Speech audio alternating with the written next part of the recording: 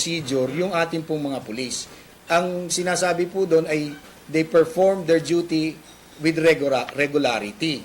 Ngayon, yung meron pong nakitaan po nila ng posibilidad na may paglabag, pinasasagot po nila. There are 28, I remember there were 28 cases, and clearly there were 2 that cases wherein the police involved are now facing murder cases, criminal cases before the criminal court. Sir, that is out of how many investigated cases? Ang 2,000 plus cases. So I think the update, we will be asking Internal Affairs as to the result of their investigation. Open naman po kaming maimbestigahan ng iba pong investigating body, CHR, NBI. If there are evidence that would point to the violation of this police officer, kasuhan ho natin, hindi ho namin papayagan na sila ho ay gumagawa ng mali, ngunit hindi naman ho natin napapasagot. Pero may motopropyo kayo at Internal Affairs po. Dito sa itong cases na to, upon learning about the Human Rights Watch investigation. Yes, we hope. Masasagawa ba kayo or will you wait for their evidence to be presented to you? We hope that we can have those evidence that they're saying or they have, so we can pursue yung pong sinasabi ho nilang nagkamali. Pero meron din kayong mag-start na rin Internal Affairs is there. We will have our CITF based on yun lang ho eh. Ang iniiwasan ho natin dito ay maglalabas ho tayo ng ganitong report ay wala na, kailangan ho namin talaga yung mapapanghawakang ebidensya laban sa gumagawa po ng mali. Pero sir, sinasabi na cases especially in Navotas, persons were killed, the persons that were killed were first detained by the police, then brought to the barangay office, and then later killed in a fashion that suggests that they were killed by vigilantes. Again, let us look at that case. Sa Navotas specifically, Sige po, tingnan. mention ng will you look into it? Tingnan po natin. Opo. Sir, part of the report said na part of the recommendations is for international donors to suspend any donation or assistance being given to the PNP until you come up with your own investigation as credible as they are asking for. Well, it's a free, they can do that. At the end of the day, we will do our part to make sure na yung kung mayroon nung nagbabiolate ay naiimbestigahan mo. Pero is that a fair recommendation to suspend all the assistance to the PNP? Again, it is the one that are giving. Ay sila ho ang magdidesisyon. Hindi naman ho kami, if there's such a donation, then we welcome that. If the decision, hindi naman ho sila ang magdi-decide eh. Yung pong tumutulong sa ating pong PNP. Hindi yung mga kalungko sa inyo, sir. Yung mga ganong klase na halimbawa, maybe yung malawakan na recommendation, Well, tapos the help suspend nila lahat ng well, the help assistance. extended to us, definitely we need it, no? Pero at the end of the day, kung ang magiging basihan ay yung ganito pong report, sana naman po hindi po yung 24 cases. Then we look at the 24 cases. Do not make it like it's the entire organization is doing it. Sir, yung isang recommendation nila, although we suspended our anti-illegal drugs operation for a month, ngayon magbabalik tayo, they're saying that one of the recommendations indefinitely suspend by-bus drug operations until significant measures are put into place to prevent unlawful aliens and unlawful. Then Is what? that possible? The question is, what would they recommend for the police to do? Our mandate is to implement the law. If the violators continue to violate 9165, what do you suggest for us to do? Offer an alternative. Di ho ba? Kasi hindi ho namin ititigil yung mandato na magpatupad ng batas. Anti-bus operation is One of the way to the raid, search warrant, sting operation, by-bus operation, ito po yung ginagawa ho natin. Because we do that because there is an information that that particular person or persons or groups continue to violate 9165. So we conduct a anti-drug operation to stop them, to stop them from violating the law. Sir, kasi yung pinanggagalingan niya is that ang allegations, well, based doon sa nag-aralan na 24 cases nga, is that napapatay itong mga taong to na may assumption na nanlaban and may planting ng evidence na para palabas sila nanlaban sila sa kaso. That's why they're saying na huwag na lang mag-bypass kasi sa bypass talagang mas prone na mag-plant ng kaso. Ebidensya. How about the 48,000 plus operation conducted that resulted to the arrest? Kaya nga po, sana po yung 24 insidenteng sinasabi nila, makipagtulungan, tingnan po natin yung kaso na yan, imbestigahan ho natin kung talaga pong mapapatunayan na meron pong pagkakamali yung pong nagsagawa ng operation, then let's file cases against them. And do not generalize and cripple na we have the 48,000 people arrested alive na ito yung resulta ng atin pong kampanya sa illegal na droga. So sana po, yun, if they really have those information, evidence, then let's work together and make sure na hindi po ito mauulit o hindi ho magtutuloy yung ganitong maling gawain. Kung meron nga po talaga yan. No, definitely. Because, tingnan nyo po, we still have the CITF. If this information is, sabihin na po natin, CITF would look into this. Definitely, Senior Superintendent Chiki Malayo would really work on these cases. Ang hinihiling po namin sa kanila, kung talaga pong meron pong ebidensya, meron pong talaga magpapatunay sa maling ginawa ng aming membro, pasagutin ho natin yun sa tamang, ibig sabihin, makasuhan kung talagang nagkamali at sumagot ho siya at kasuhan ho natin siya. Sir, yung observation nila na crimes against humanity level, sa bilang naman ng mamatay. What is their tipping point? Let's say at 24, it's already a crime against humanity. Yung 7,000 daw po sir. Again, let me explain the 7,000 killings. What happened to the 7,000 incident? What is their say? That all of these are what? Drug-related, which is not true. I've been passing to you DUI report whenever it is given to us by the DIDM. Clearly, those who are placed on the death under investigation, these are murder cases pending investigation. Ano pong lumabas? Habang sila iniimbestigahan, ang nakita po ng Task Force Usig, kung we have about 3,000 plus, 4,000 victims in the DUIs, hindi ho lahat ito konektado sa laban sa illegal na droga. 682 cases were found to be drug-related. There were 800 cases already resolved or concluded in the last DUI data that we got from the Directorate for Investigation and Detective Management.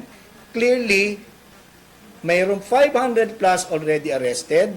There are, I don't know the latest, but citing the last data given to us, mayroon na ho tayong 800 plus concluded, 800 plus cases. 600 plus are drug-related, and then the rest are regular crimes happening in the street. Okay, so sinasabi ho nilang 7,000 yung namatay.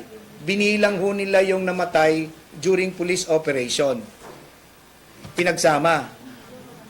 At sinabi hong na ang datos nanggaling sa Philippine National Police. Again, in the war against drug, we don't want the 2,600 getting killed. But we are going to protect ourselves to make sure that we are standing and continue to do our mandate. Hindi ho kami yung nag-create nung senaryo na yon na yung kanilang sila'y napatay. Ngayon, kung may 24 kaso na sinasabi po ng HR Watch, then tingnan ho natin yung ebidensya, yung eyewitness account, we reduce this to affidavit and file cases against these 24 incidents or cases where they're claiming that the police are the one involved. Ano kung hindi nila sasabihin sa inyo? Ano po? Hindi nila gagawin yung nire-recommend nyo sa kanila na ilapit sa inyo. Otherwise, ano yung report nila?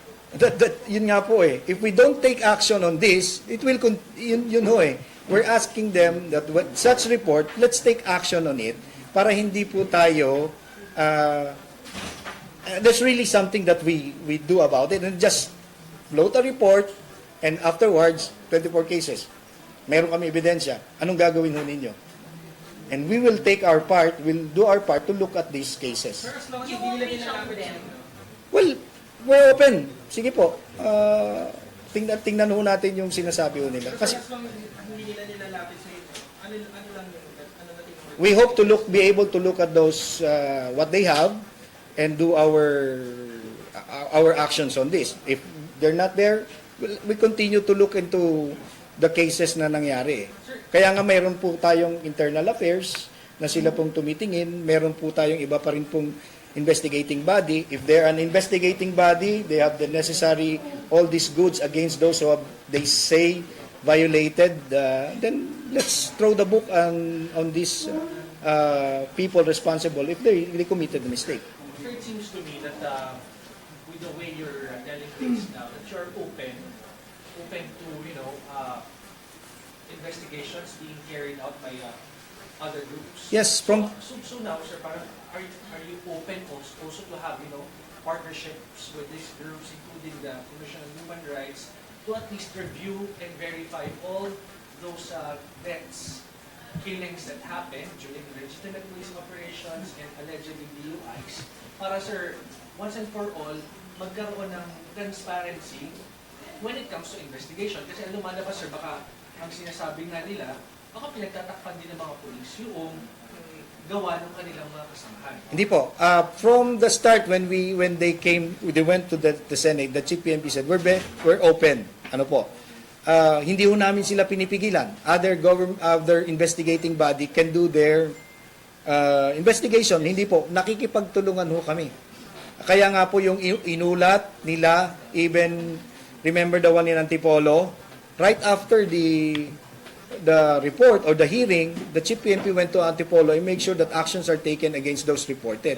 Ganon din po ang gagawin natin. Ang inihiling lang po namin, maging specific at hindi ho nila sabihin na let's look at each case. At kung alin po yung tatayo. At hindi ho natin sabihin na at 24, this is now a crime against humanity. What's the tipping point? What's the standard before we make such a report? Sir, We're open as long as we can file charges against them. Sir, last on my part. So, itong mga human rights groups, may instance na ba, sir, na nagpadala sa inyo sila ng copy ng report, copy ng mga ebidensya nila, at may instances ba na nag-file sila ng kaso against policemen as far as you know? I will check with our HRAW office. Kasi kung meron pong nakarating sa amin officially, mabibigyan naman po ako ng kopya sa masasagot ko po kayo. Right now, it is floated with you in the news. Sir, so kung hindi nga naiparating sa inyo, do you think parang malisyoso yung mga reports na lumalabas? Ayaw naman ho naming mag-isip ng malisyoso. Sana lang po ay nakakatulong. Yun ho ang aming pong HR Watch is local or international. At the end of the day, we know they're coming up with this report, hopefully with the motive of helping. Apo. So, sir, you're saying that to help you, mag-file kayo ng kaso? Hindi, kasi sinasabi ho nila na meron ho silang ebidensya. Hindi naman ho namin po pinipigilan na magsampa ng kaso.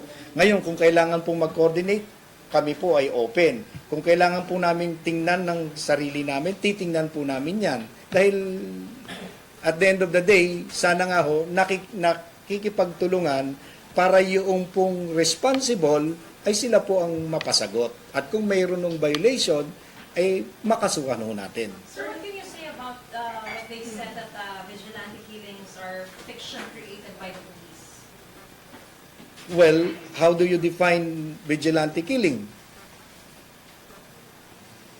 Sa amin po, Unidentified? these are murder cases happening, and we will file cases of murder to those we find responsible in the commission of the act. So, Do you disagree to their conclusion that vigilante killings are a fiction created by the police? well, hindi naman ho kami ang gumawa ho ng term ng vigilante killing. At kami po, we go back to the penal law. Kapag may insidente ho nangyari, ang titingnan, anong kaso, ano ang binayolate na batas, ano ang pwede naming ikaso sa kanila. Kasi wala ho kaming pwedeng ikaso na this Juan de la Cruz is now being charged before the criminal court for vigilante killing. It's going to be murdered. Sir, yung mga naglalabas ng ganitong reports na hindi naman kina-coordinate sa inyo o hindi nila binibigay mga evidences sa inyo, hindi nyo ba somehow babalikan sila? Kasi somehow sinisira yung mga ng PNP. Well, I hope they're not doing that to destroy the effort of the government, particularly the PNP. Yun, hihilingin ho namin. That's, if there's such a report, you have such goods against these alleged policemen not doing their mandate, let's work together and make sure that they answer for kung totoo po. Pero wala ba kayong counter doon, sir? Kasi apparently, kung pag-uusapan natin yung online, ang imahe ng PNP doon, ang dumi na. Ano, ganyan. So wala ba kayong counter sa kanila? We Para give them... ma-regulate at least yung mga ganitong reports? Hindi po. That's why what we're doing is to give them the right information. And hopefully, the information that we pass through you are properly reported. Kasi one very good example, yun nga pong datos natin, araw-araw tayo nagbibigay ng datos sa inyo, sinasabi ho namin sa inyo na ito yung murder cases under investigation, ngunit pagbuo ho nung kanila pong ulat, ang lumalabas ngayon ay extrajudicial killings, which is hindi po. So sir, apparently, hindi naiintindihan yung datos ay binibigay ninyo. Well, I cannot say kung naiintindihan o hindi. Ang sa amin po ay binibigay ho namin ng tama at kung kailangan po nila ng clarification, binibigay ho namin yung proper clarification.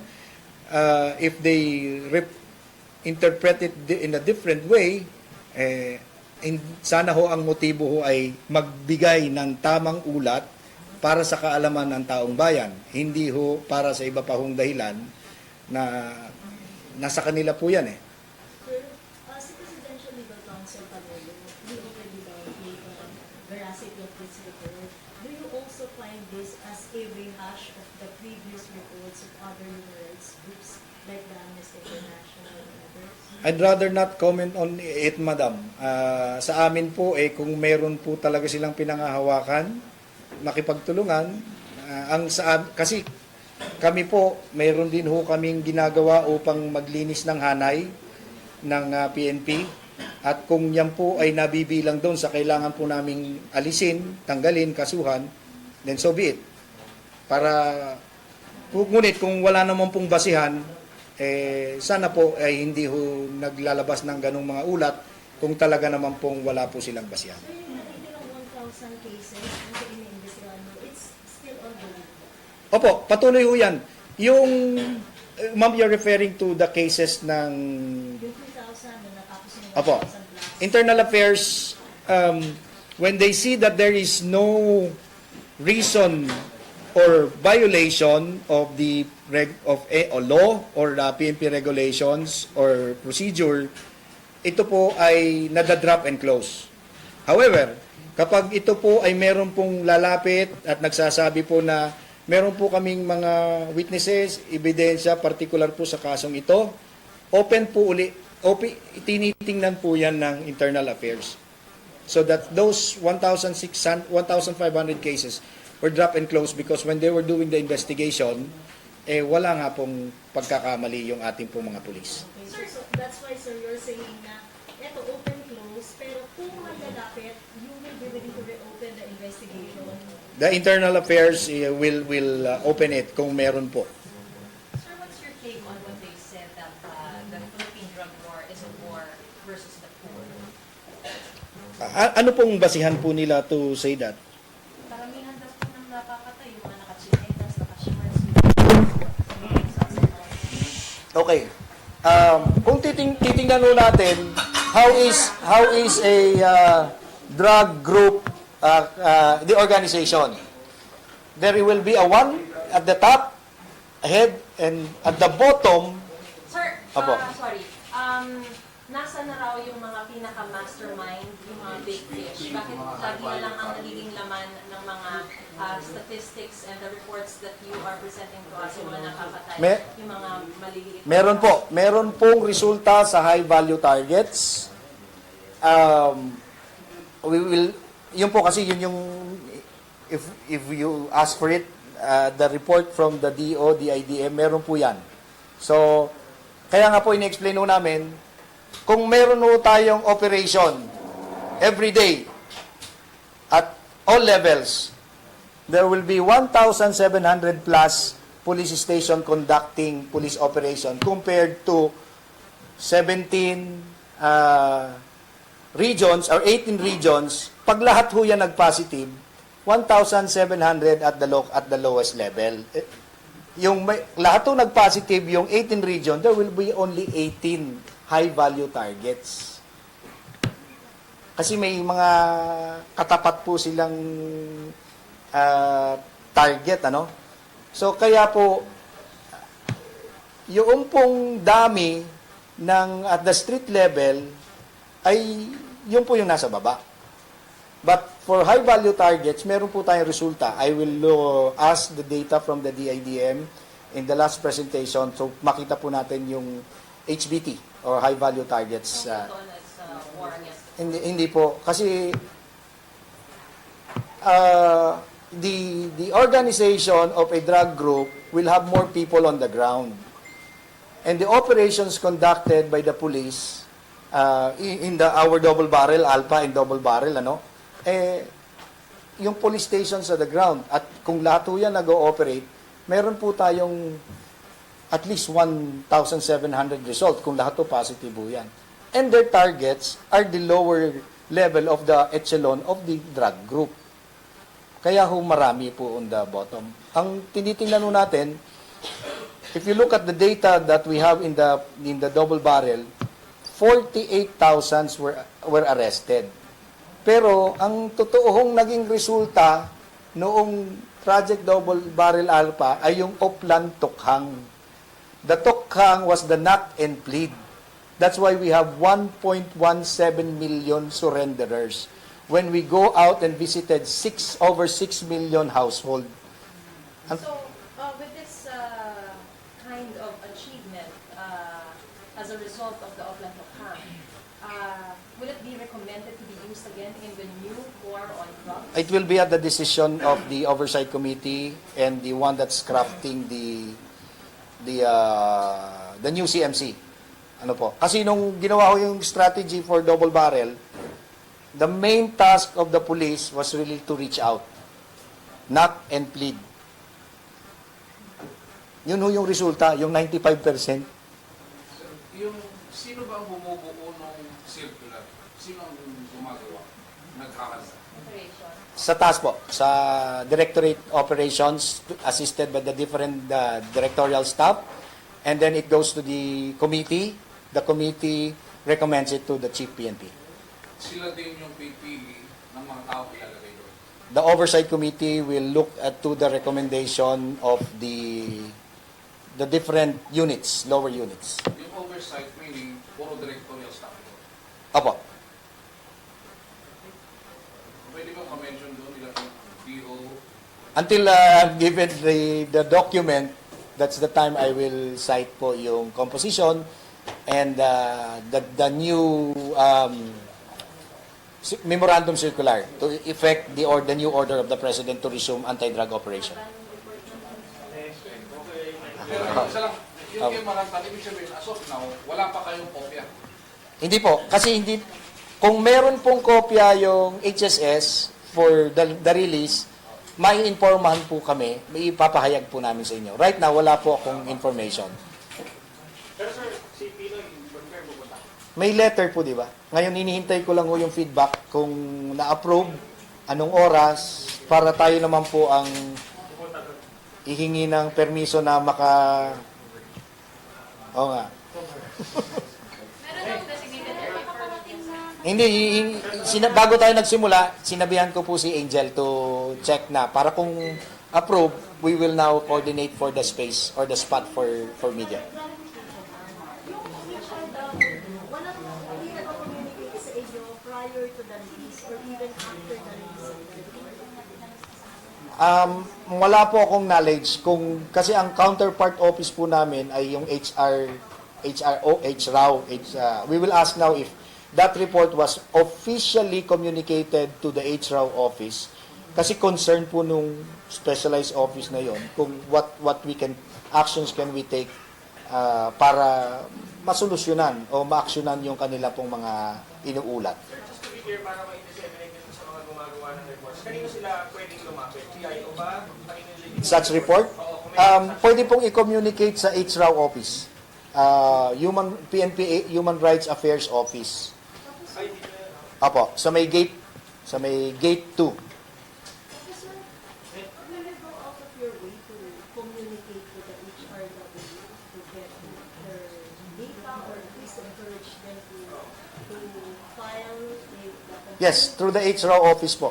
That will be a recommendation. Yes, apo.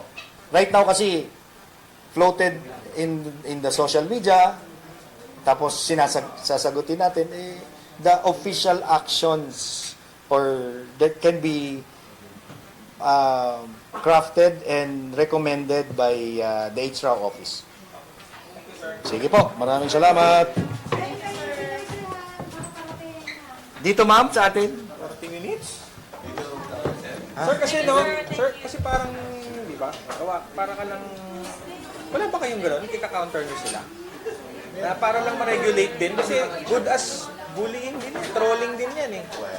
In a formal way lang, di ba? And they're practically bullying the government Kaya nga, and citing. pero Kami sasagutin namin yung sa amin. in a formal way, di ba? Not in the way of trolling or, di ba? Kami kasi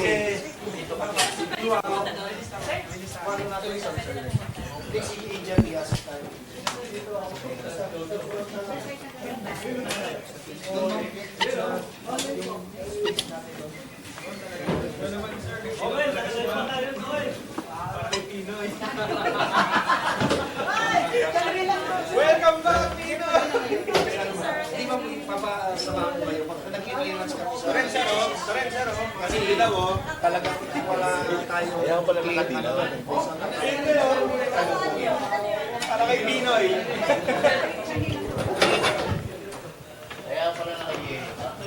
Ganun kung yung munino. Yan ba to? Orange? Orange. Orange yan. Bawal ang mag-iwas siya. Dilawan. Labas po, dito pwede. Ay, ito. Mga nakadilaw.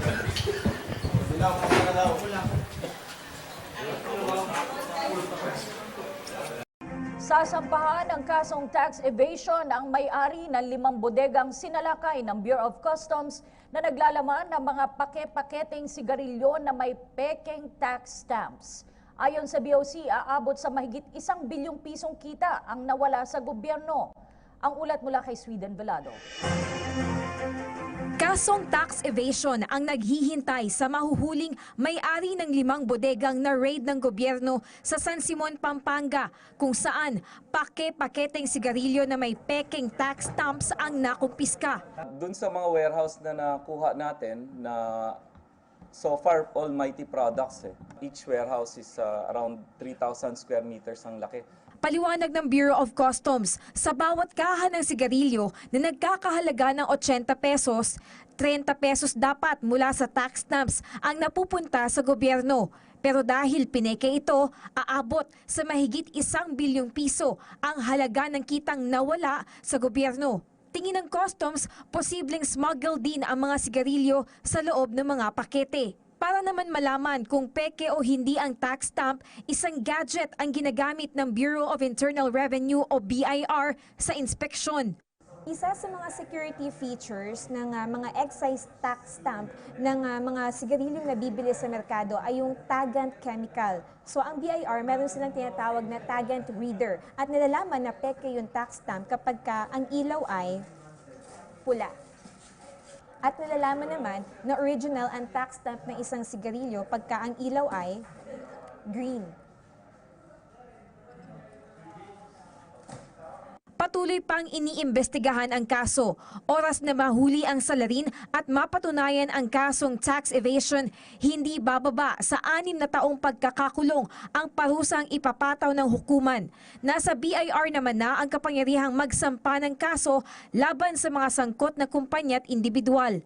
Babala ng Bureau of Customs sa kampanyang kontra korupsyon ng Administrasyong Duterte, walang lusot ang sinumang tumatakas sa buwis at ninanakawan ng kita ang pamahalaan. Para sa PTV News, Sweden Velado. Bumuelta ang Malacanang sa report na may pananagutan si Pangulong Rodrigo Duterte sa usapin ng karapatang pantao kaugnay ng umano'y extrajudicial killings sa bansa. Ayon sa Malacanang, irresponsable at walang basehan ang payag na nakararanas ng umano'y human rights calamity ang Pilipinas. May report si Rocky Ignacio.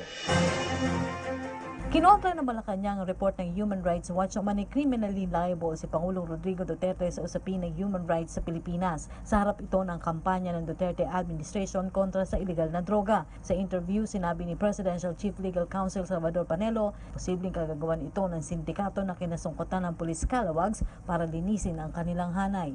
I will repeat again what I've been saying. The extrajudicial killings are the result of surrenderies pointing to their comrades in arms in the drug trade. And these co-conspirators in the drug trade involved in illegal industry will silence them because they will not allow themselves to be jailed or to be arrested. Hence, they will have to silence them. At paano ba sinasilence? They have to kill them. And yun naman mga sumuko, hindi naman sila papayag na papatayin man sila ng ganun-ganon. So they will fight back. That's why there's so many extrajudicial killings. Paliwanag pa ni Panelo, nagsagawa na rin ng investigasyon ng human rights at maging ang dating chairman nito na si Senator Laila de Lima sa umano'y extrajudicial killing, subalit wala namang isinampang kaso sa korte laban sa dating Davao City Mayor na si Pangulong Duterte. You know, the accusations against the president have been there since he was mayor. They've been investigating, the same group have been saying that, and they have not filed any charge against the president when he was still mayor. De Lima, when she was chairperson of the Commission on Human Rights, ganun din ang ginawa niya, katakot-takot na investigasyon. Hindi pa siya nag-iimbestiga. Sinabi niya na, the president is behind the killing. And yet, hanggang ngayon, wala naman silang pinahal na kaso. So, sa aking tingin, puro fabrication, paninira lang sa presidente natin. Itinuring naman ng Malacanang na irresponsable at walang basihan ang pahayag ng Human Rights Watch na nakararanas ngayon ang Pilipinas ng umano'y human rights calamity. Ayon kay Presidential Spokesperson Ernesto Abella, hindi maaaring masabing may human rights calamity ang Pilipinas dahil kusang sumuko ang mga drug dependents, kaugnay na rin ang mahigpit ng kampanya kontra iligal na droga. Payo pa ni Abella sa Human Rights Watch na mainam na pag-aralang mabuti ang kanilang mga pahayag. Nanindigan rin ang palasyo na may programa rin ang pamahalaan na matulungan ang mga drug addict na nais nang magbago. Kabilang na dito ang pagpapatayo ng rehabilitation centers. Una-una kasi, when you assume na it's a war against humanity, parang ini-ignore niya the fact na it is basically the administration protecting the innocent.